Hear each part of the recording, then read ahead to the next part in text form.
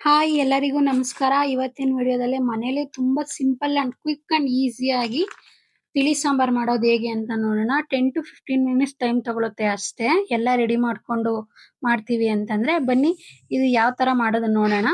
ನಾನಿಲ್ಲಿ ಒಂದು ಪಾತ್ರೆ ತಗೊಂಡಿದ್ದೀನಿ. ಆ ಪಾತ್ರೆಗೆ ಇಲ್ಲಿ 2 ಟೇಬಲ್ ಸ್ಪೂನ್ ಆಯಿಲ್ ಹಾಕೊಂಡಿದ್ದೀನಿ. ಅರ್ಧ ಟೇಬಲ್ ಸ್ಪೂನ್ ಅಷ್ಟು ಸಾಸಿವೆ. ನಾನಿಲ್ಲಿ 2 ಎಸಳು ಬೆಳ್ಳುಳ್ಳಿ ತಗೊಂಡಿದ್ದೀನಿ ಜಜ್ಜಿರೋದು. ನಾನಿಲ್ಲಿ ಮೀಡಿಯಂ ಸೈಜ್ ಈರುಳ್ಳಿ ಸಣ್ಣದಾಗಿ ಹಚ್ಕೊಂಡು ಹಾಕೊಂಡಿದ್ದೀನಿ. 4 ಹಸಿಮೆಣಸಿನಕಾಯಿ ಹಾಕೊಂಡಿದ್ದೀನಿ. ಸ್ವಲ್ಪ ಕರಿಬೇವು ಹಾಕೊಂಡಿದ್ದೀನಿ. ಅದನ್ನ ಸ್ವಲ್ಪ ಫ್ರೈ ಮಾಡ್ಕೊಂಡಾದ್ಮೇಲೆ ಮೀಡಿಯಂ ಸೈಜ್ ಅಲ್ಲಿ ಇರೋ ಹಣ್ಣಾಗಿರೋ ಟೊಮೊಟೊ ತಗೊಂಡಿದ್ದೀನಿ. ಸ್ವಲ್ಪ ಕಾಯಾಗಿರೋದು ಹಾಕೊಂಬೇಡಿ ತಿಳಿ ಸಾಂಬಾರ್ಗೆ. ಹಣ್ಣಾಗಿರೋ ಟೊಮೊಟೊ ಸಣ್ಣದಾಗಿ ಹೆಚ್ಕೊಂಡು ಹಾಕೊಂಡಿದ್ದೀನಿ ನಾನಿಲ್ಲಿ. ಇಲ್ಲಿ ಟೊಮೊಟೊದಲ್ಲೇ ಫಸ್ಟ್ ನೀರ್ ಬಿಡುತ್ತೆ. ನೀವೇನ್ ನೀರ್ ಹಾಕೊಳಕ್ ಹೋಗ್ಬೇಡಿ. ಟೊಮೊಟೊ ಬೇಗ ಫ್ರೈ ಆಗ್ಬೇಕು ಅಂದ್ರೆ ಫಸ್ಟ್ ಉಪ್ಪು ಹಾಕೊಬೇಕು. ಉಪ್ಪು ಹಾಕೊಂಡು ನಾವು ಫ್ರೈ ಮಾಡ್ಕೊಳಕ್ ಬಿಟ್ಬಿಡೋಣ. ನೋಡ್ತಾ ಇರ್ಬೋದು ಇವಾಗ ಟೊಮೊಟೊದಲ್ಲಿ ಎಷ್ಟು ಚೆನ್ನಾಗಿ ನೀರ್ ಬಿಟ್ಕೊಂಡಿದೆ ಅಂತ. ಇವಾಗ ಒಂದ್ಸರಿ ನೀಟಾಗಿ ಕೈ ಆಡಿಸ್ಕೊಂಡು ಫ್ರೈ ಮಾಡ್ಕೊಂಡು ಇವಾಗ ಪೌಡರ್ಗಳು ಹಾಕೊಳ್ಳೋಣ. ಧನಿಯಾ ಪುಡಿ 2 ಸ್ಪೂನ್ ಹಾಕೊಂತಾ ಇದೀನಿ. ಸಾಂಬಾರ್ ಪುಡಿ 1 ಟೇಬಲ್ ಸ್ಪೂನ್ ಹಾಕೊಂತಾ ಇದೀನಿ. ಚಿಲ್ಲಿ ಪೌಡರ್ 1 ಸ್ಪೂನ್ ಹಾಕೊಂತಾ ಇದೀನಿ.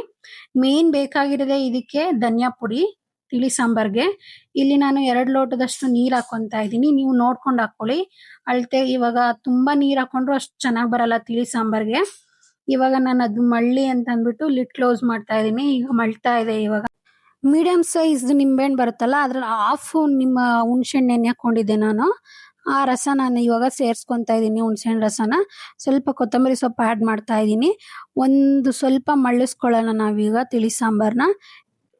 ಬಿಸಿ ರೈಸ್ಗೆ 1 ಸ್ಪೂನ್ ತುಪ್ಪ ಹಾಕೊಂಡು ತಿಂದ್ರೆ ತುಂಬಾ ಚೆನ್ನಾಗಿರುತ್ತೆ. ಈ ವಿಡಿಯೋ ನಿಮ್ಗೆ ಇಷ್ಟ ಆಗಿದ್ರೆ ಲೈಕ್ ಮಾಡಿ, ಶೇರ್ ಮಾಡಿ, ಸಬ್ಸ್ಕ್ರೈಬ್ ಮಾಡಿ. Thank you for watching.